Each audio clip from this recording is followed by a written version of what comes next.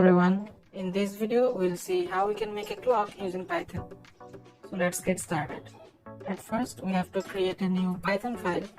I'll name it main, and then we have to import tkinter.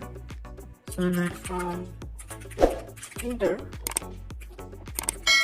import all, and then we need from tkinter.tk import all. That's it. Now let's import time. So from time import str if time. Okay. tk, and let's set a title for our loop. So I'll write dot title clock. Now let's create a label to store our clock. So I'll write label equals label, and here the first parameter will be root and the second is the font, and for the font name I'll write DS digital, and for the font size I'll take 80. And then let's set a background for our clock. So I'll write background equals black, and for the foreground I'll take cyan.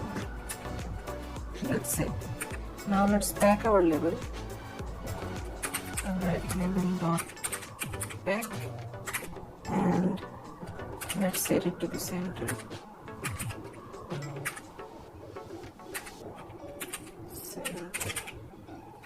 That's it. Now let's define a function to get our time. So write def time, and here I'll take a string where I'll store the time.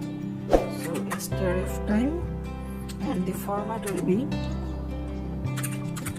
hour minute second and the AM or PM.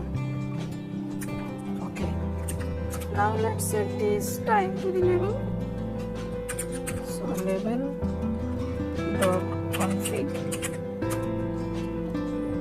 and for the text I'll send this string,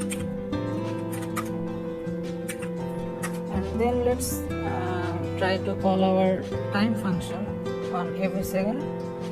So I'll write label dot after, and the first parameter will be 1000, which is 1 second, and on every 1 second we will call the time function itself, and we have to cut the brackets. Alright, now outside of the time function let's call our time function, and we have to write main loop. That's it. Now let's run our program. As you can see, it's showing the clock. So that's how we can make a clock using Python.